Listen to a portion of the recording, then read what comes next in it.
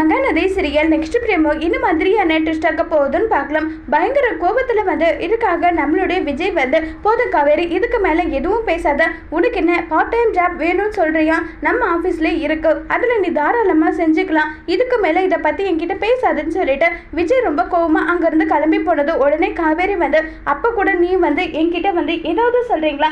இல்லை அப்படியெல்லாம் ஒன்றும் கிடையாது, நான் காவேரி, இங்கே பார் காவேரி, எப்பவுமே நீ என்னுடைய மனைவி தான், இந்த கான்ட்ராக்டில் ஒரு கான்ட்ராக்ட் கடைசி வரைக்கும் நான் உங்க கூட வாழணும்னு ஆசைப்படுறேன், இந்த மாதிரி எதுவுமே நீங்க சொல்லாத போது உங்களுடைய பணத்துல மட்டும் நான் எப்படிங்க உரிமை எடுத்துக்க முடியும்? அதை இன்டைரக்டாவும் இல்லாம டைரக்டாவே நான் உங்ககிட்ட சொல்லிட்டேன். அப்படி இருக்கும்போது கூட நீங்க உங்க மனசுல இருக்க விஷயத்த இப்ப வரைக்கும் என்கிட்ட ஓப்பனா பேசாத போது நான் வந்து உங்ககிட்ட வந்து என்னுடைய காதலை சொல்லுவேன்றதை மட்டும் நீங்க கனவுல கூட நினைச்சு பார்க்காதீங்க.